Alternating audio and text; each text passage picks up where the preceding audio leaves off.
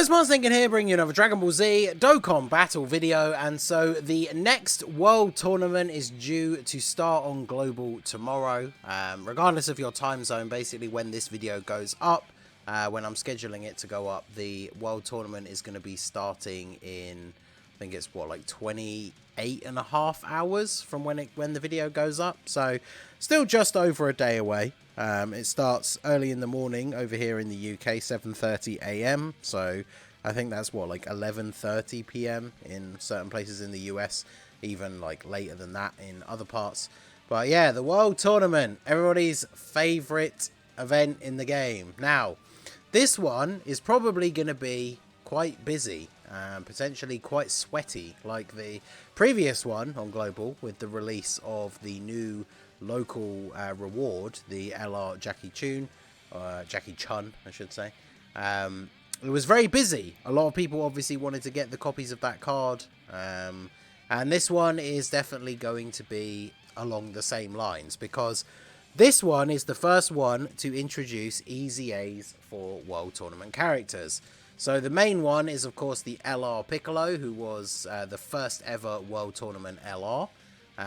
He actually becomes the reward card for this tournament. So if you're a newer player and you've never gotten a copy of this Piccolo, essentially one of the things they did a little while ago when they updated the World Tournament a little bit in terms of the rewards and stuff, the actual event itself still desperately needs a revamp, but one of the things they added was that along the way, as you play the tournament, when you get to 20 million points, you get a guaranteed copy of the card at the end. And as you can see, this is going to be a copy of LR Piccolo. So it was cool when they added this in, because it used to be the case that the World Tournament reward card, you only got it from the rewards at the end, which means you didn't actually get your copies of the new card until the very end. So yeah, those of you who don't have Piccolo, you will get a copy of him. The interesting difference though is you don't actually get any extra copies for the overall ranking. You get a bunch of Kais, and then you get medals that you need to Easy A all of these other units. So Piccolo is going to Easy A with his own medals that you get from the exchange shop. I'm going to do a video that will go up a little bit later today, so keep an eye out for that one. I've made a full breakdown of exactly how much you need to play the World Tournament and what you need to do if you want to get the Easy A for Piccolo from this one World Tournament.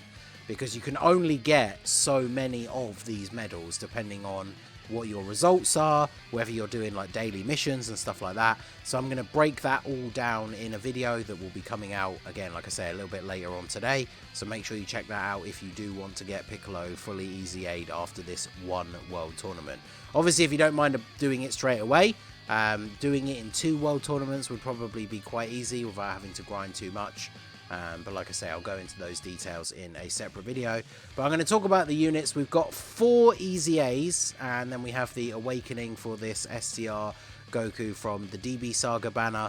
I'm sure there are plenty of people that don't even have this guy, because that banner is absolutely terrible, and very rarely even puts out SSRs. But we'll still talk about him very briefly. So Piccolo is going to be an interesting one for Global, because on JP he released after the anniversary, and part of his kit relies on him being run with a Kid Gohan, and obviously on JP in part 2 of the anniversary we got a Carnival LR Kid Gohan who leads a 200% team that this Piccolo is on. So it'll be interesting to see what he's like on Global for the time being, and, you know, on his best setups. But obviously I have him already Rainbow Link level 10, so once we get him Easy A'd, we'll try him out in a bunch of different events and such. But his leader skill is all types 3 key, HP 150, attack and defense 90%. It's pretty crazy when he came out, like originally, the fact that his leader skill was HP 150, which at the time was ridiculous, right? Even though you didn't get any other stats, you could make a team with HP levels that we'd never seen before, right? If you use this guy as a leader, which is pretty funny. So his leader skill is definitely good for things like Battlefield or any like farming events or link leveling, any of that kind of stuff. Having a good all types leader is definitely very good. His super attacks, colossal damage, greatly lowers attack.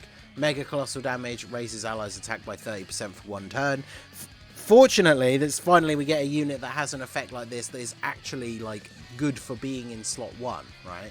Because units keep getting these buff allies attack, like we saw from the Easy A for Int Bojack, but then they're units that you don't really want to run in slot 1, so this ability ends up getting kind of wasted. But so he gets Key 3, 200% defense, raises attack by up to 200%, the more HP remaining the greater the boost. Then he gives all allies Key 1 and defense 20%, then an additional Key 1 and 20% when there's an ally whose name includes Kid Gohan on the team. So as long as he's on the team, he's giving 2 Key and 40% defense, which is pretty good.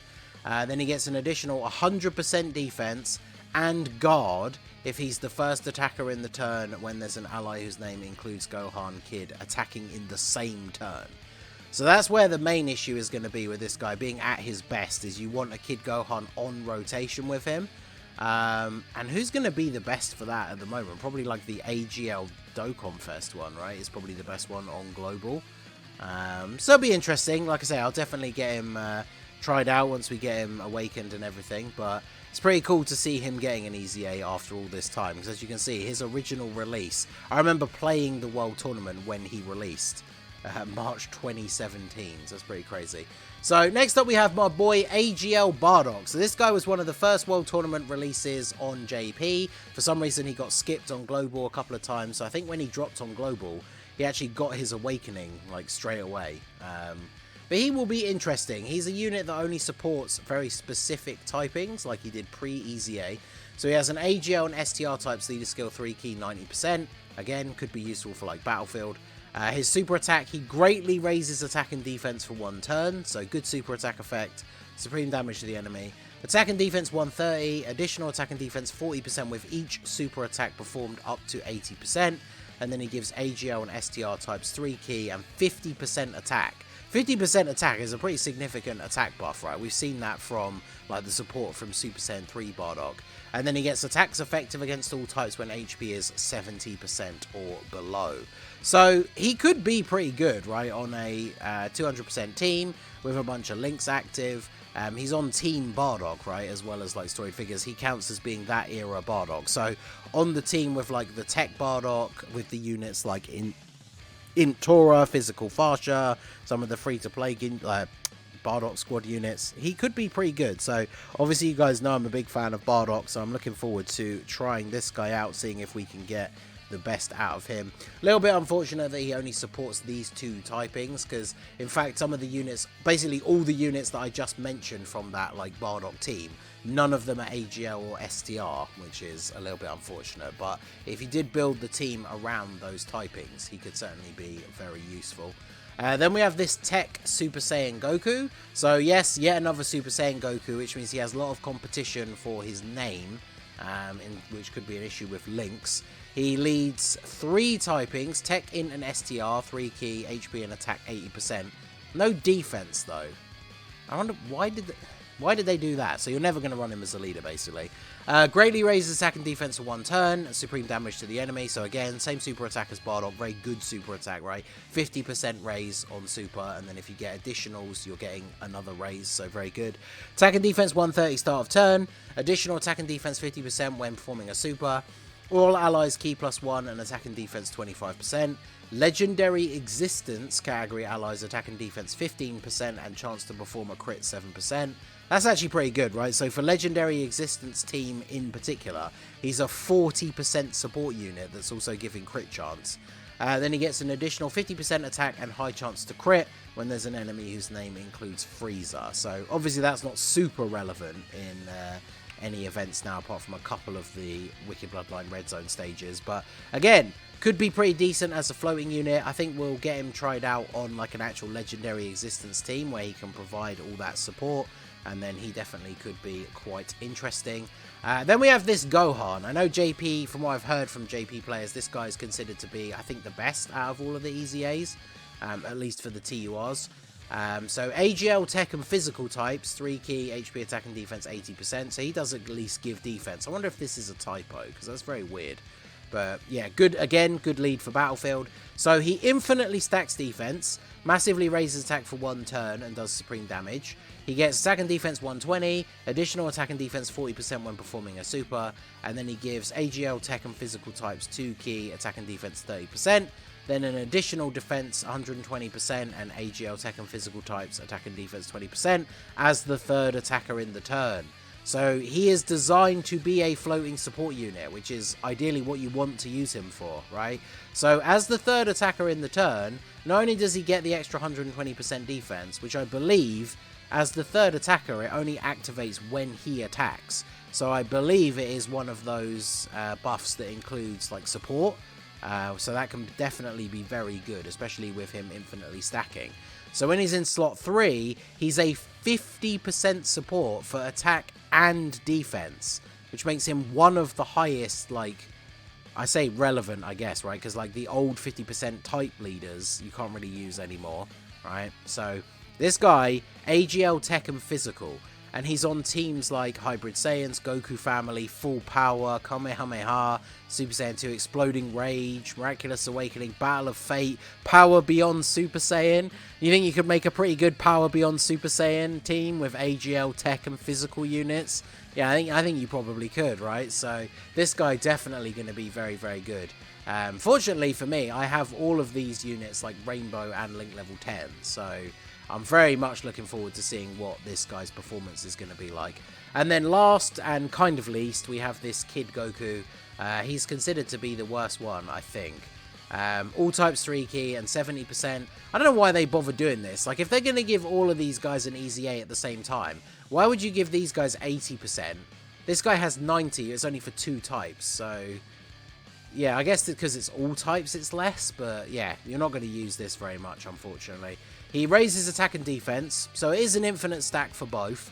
Supreme damage, key 2, attack and defense 180, launches an additional attack that has a medium chance to become a super, additional attack and defense 180, and 2 additional attacks that have high chance to become supers when facing 2 or more enemies, and then launches a guaranteed additional super when facing 3 or more enemies. This passive is just very confusing, because, like, when will you ever get this active outside of the World Tournament? There's like the couple of movie bosses, Red Zone, that have minions as the first phase. And then there's like the androids, Red Ribbon, where you fight 16, 17, and 18. But that's it, which is, it's odd, right? It's a kind of a weird design for him. But I mean, in theory, in his best case scenario, he could be pretty good.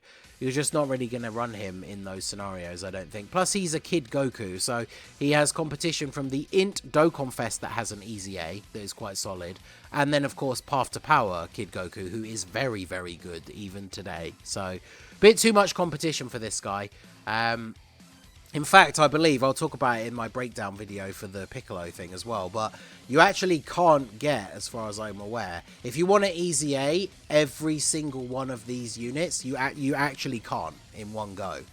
And I'll talk about that in the guide later, but if you do everything you can to finish as high as possible, you need to get the medals to easy A Piccolo, and then these medals to easy A the TURs come from the actual World Tournament rewards.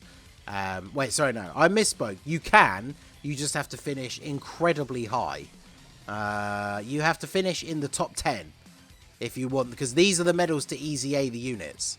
So if you want to easy A all of these guys and Piccolo, you need to finish in the top 10.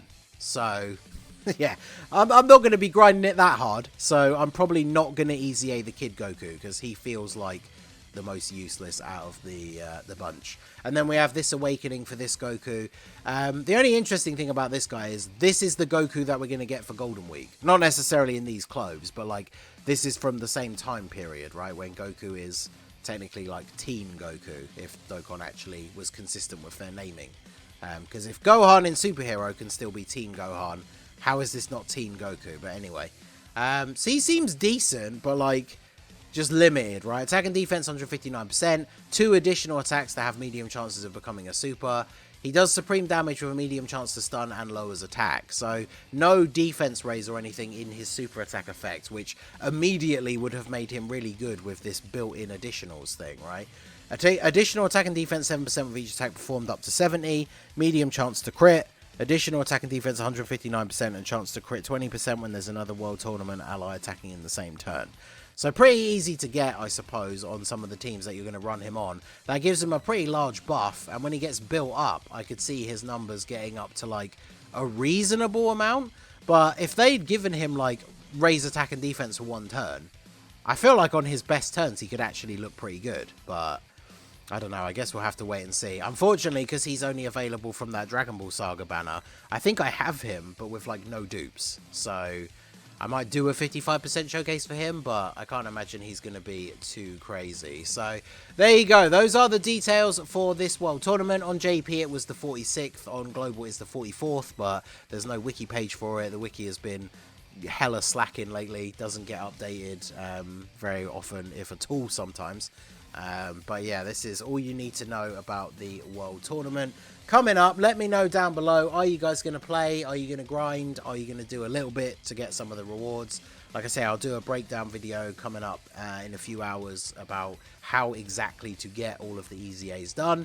But let me know what your thoughts are on this World Tournament. Like I said, everyone's favourite game mode. So that is going to be it for the video, guys. This has been the Masked Ningen. Smash that like button, subscribe to the channel if you are new. Check out the links down below for the Discord and the merch store, and I will see you all again soon.